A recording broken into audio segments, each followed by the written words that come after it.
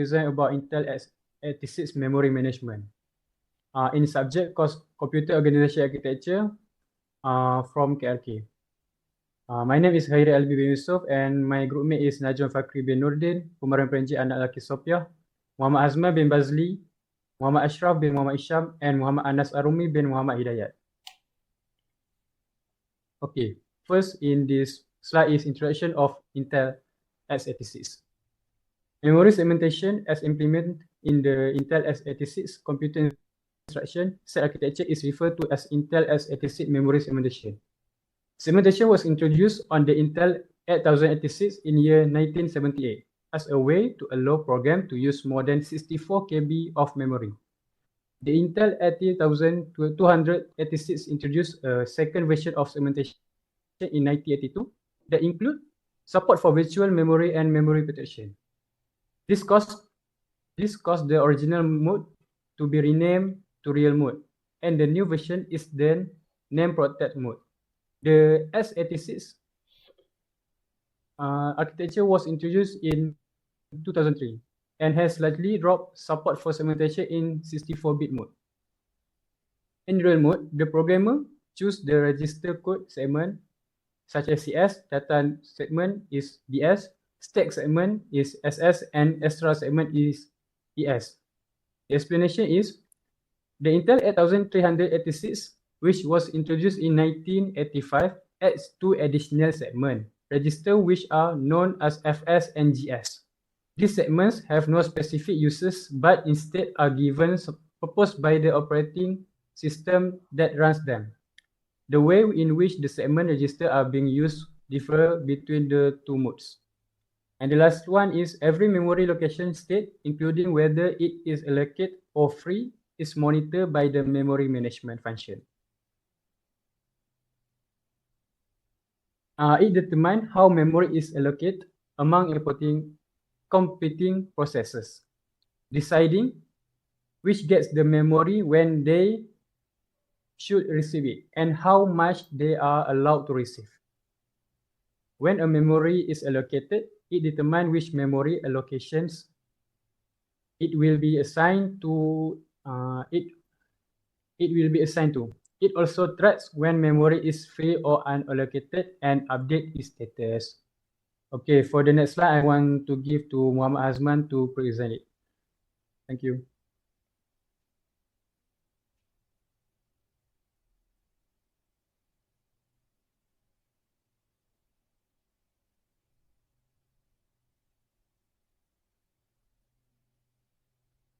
Thank you, Khairi for the presentation. Now I can present about the structure, design, and architecture. It's divided into is a segmentation and also paging. Okay, first we can look about the segmentation. Segmentation provide a method for separating the linear address space of the processor into smaller and protected the address now as a segment.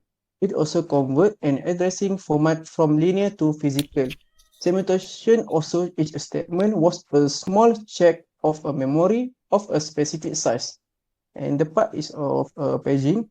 The first provide a method of applying a traditional damage page and visual memory system. And it can be utilized to create separation between various tasks and also translate linear address to physical address. Okay, now it's a differentiation about segmentation and paging. In a paging, a process address space is broken into fixed-size blocks called a segmentation. A process address space is broken in a varying size blocks of a section. Operating system is divided in memory into page. It is a differentiation about a segmentation and a paging. Now, in the next slide.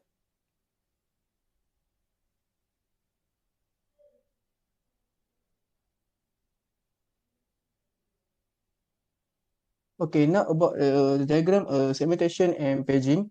Okay, we will look at the first figure first. There is only about the introduction about the different segmentation and paging. We will look for the later. You can see about a speaker segmentation using logical address while paging using a linear address.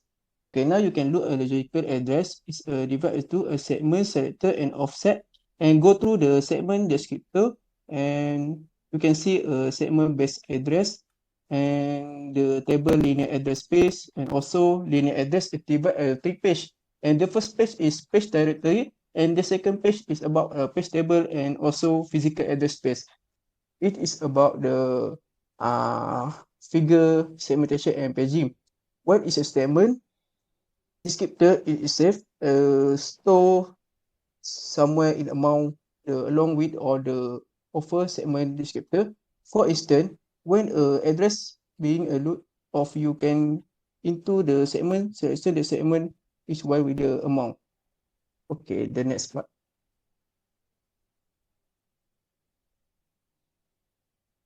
Okay, now it's about a segmentation. Segmentation is the four divide, and the first segmentation is segment selector.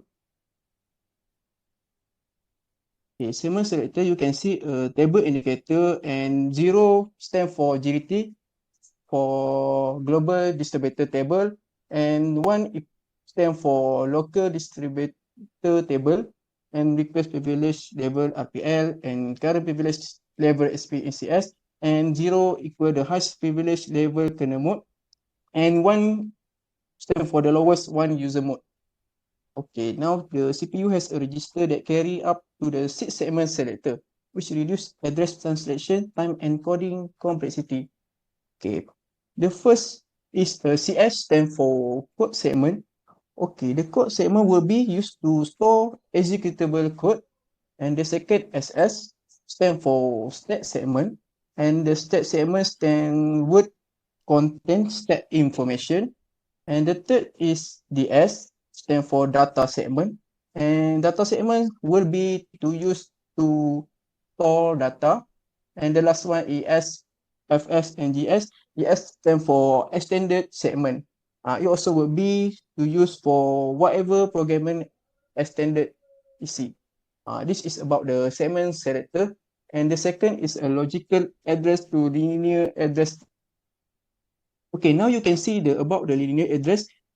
Logical address go through to the segment descriptor and base address, and also you can see about effective address, and the last one you can see a linear address.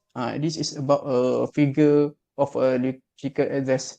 Now I will give this part of the presentation to Najam Fakri.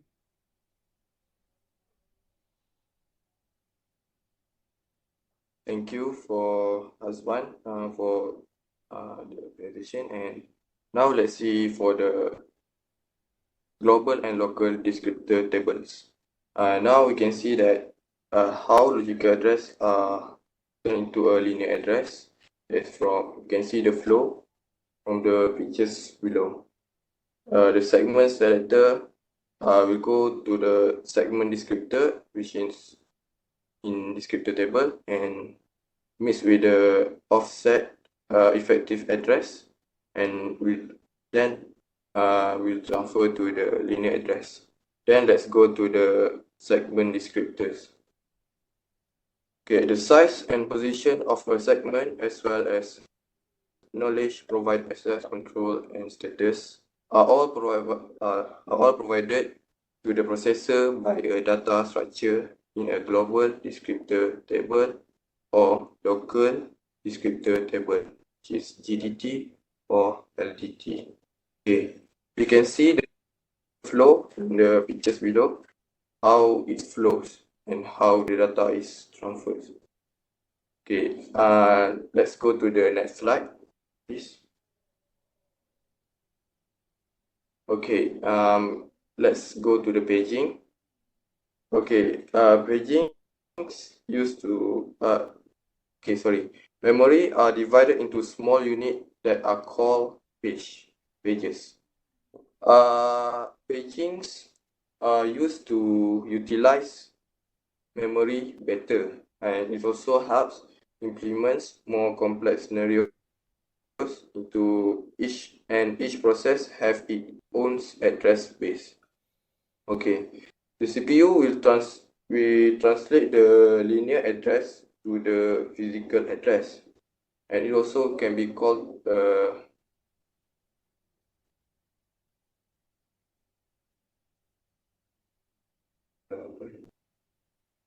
okay, linear address are divided into three, which is directory field, table, and offset. The directory will go to the page directory field, and the table will go to the page table field, and offset will go to the page frame offset. And that's how it flows from the given pictures. And then let's go to the page directories and page table entry field. Okay. It is available for system programmers use, and it is a global page. The page size is 0, which indicates 4 kilobytes. It is reserved, and it is also accessed. The cache is disabled, which means there is no cache. It is also a write-through. It can be used by a user and a supervisor. It also can write or can read, and it also used to present the data. That's all from me. Then let's pass it to my friend. Thank you. Okay, next up, I will talk about the protection in Intel x86.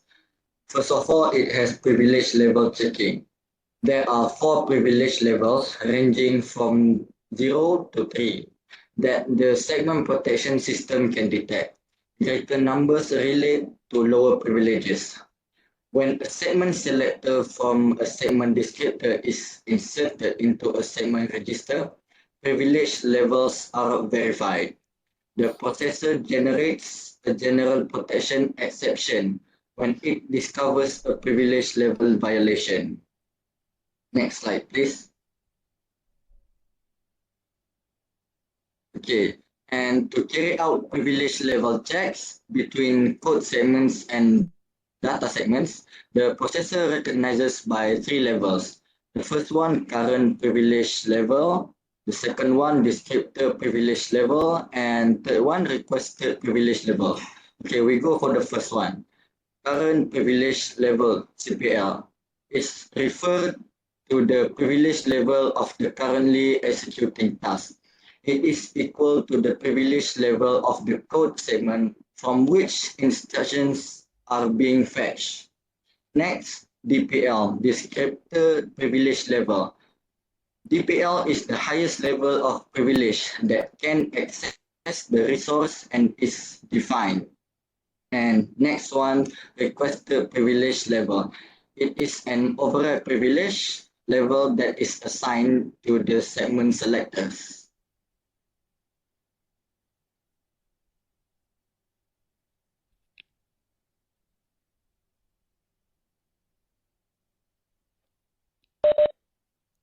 Okay, let's move on to the major performance of Intel x86.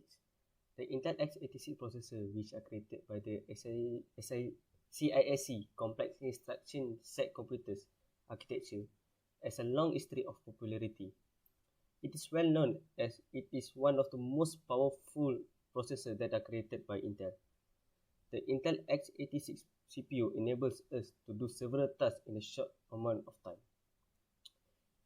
It is also known as an advanced processor which can conduct complex tasks without any problem. Other than that, the Intel x86 CPU was created to be extremely power hungry, multiple threatened, highly clocked, and instructions. Next slide.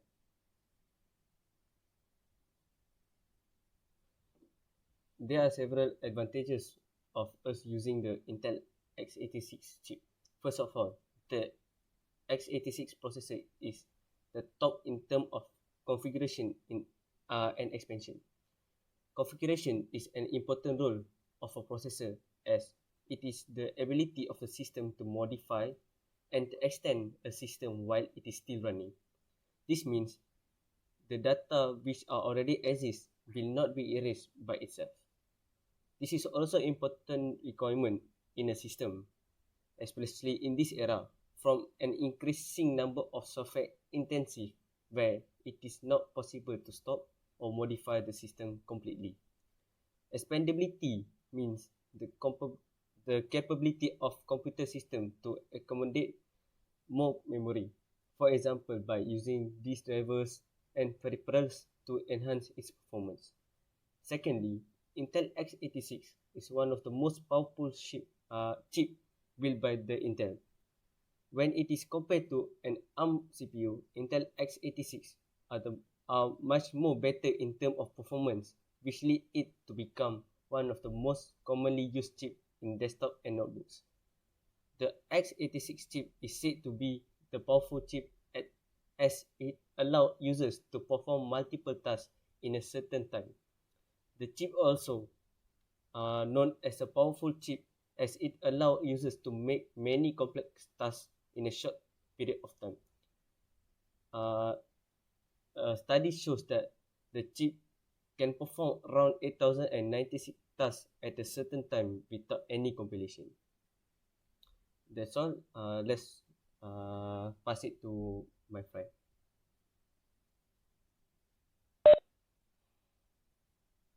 Okay, for the next part is the disadvantage for Intel x86.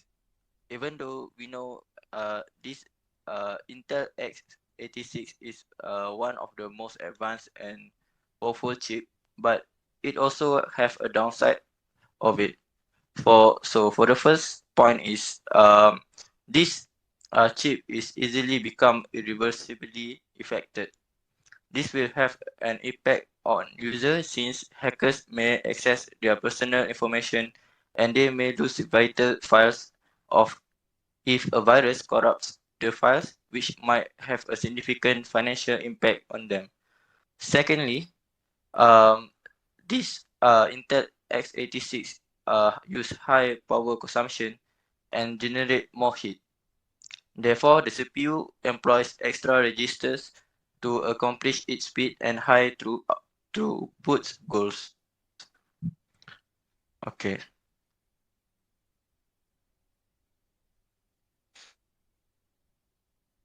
Okay. Okay. Last but not least, the memory management is an important topic in modern processors.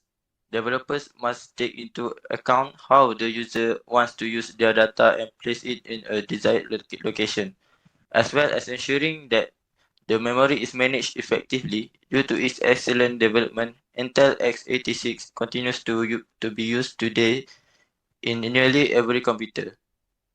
The popularity of Intel x86 processors is due to their functionality and efficiency.